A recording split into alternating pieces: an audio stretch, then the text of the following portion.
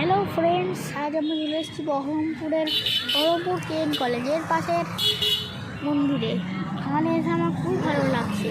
আমাদের ভালো লাগে, তোমরাও চলে আসো এই মন্দিরে।